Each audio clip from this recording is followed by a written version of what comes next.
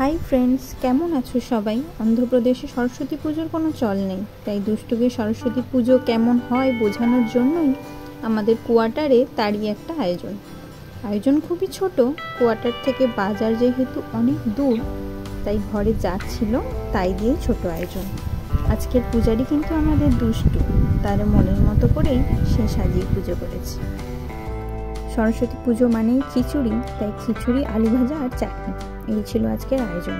আর এই মূর্তিটা অনেক কষ্ট করে খুঁজে তারপরে একটা দোকান থেকে পেয়েছি। মূর্তিটা কিন্তু এই অন্ধ্রপ্রদেশের স্টাইলেই মূর্তি। কিছু কিছু স্কুলেতে মূর্তিটাকে দেখে পুজো করা হয়, তাও আমাদের মতো না, এই তেলেগু স্টাইলেই পুজো করা হয়। আর এই যে দুষ্টু পুজো করছে তার মনের মতো করে, কি মন্ত্র বলছে জানি না, মাঝে মাঝে প্রণাম করছে আর মনের মতো কিছু একটা মন্ত্র বলছে।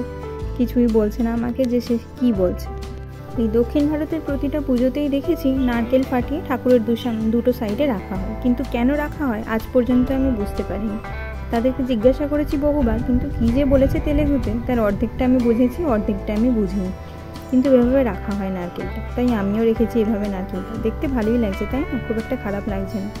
আর হঠাৎ করে দুষ্টুর মনে হলো যে সরস্বতী ঠাকুর যেহেতু বীণা বাজাচ্ছে, তাই তাকেও তো কিছু একটা বাজাতে হবে। তার যেহেতু গিটার আছে, তাই সে গিটারই। ভিডিওটি কেমন লাগলো অবশ্যই জানাবেন। দক্ষিণ ভারতের সরস্বতী পুজো সম্পর্কে কেউ কিছু জানলে কমেন্টে অবশ্যই জানাবেন। আজকের মতো এখানেই শেষ করছি। টাটা, বাই বাই, ভালো থাকবেন সবাই।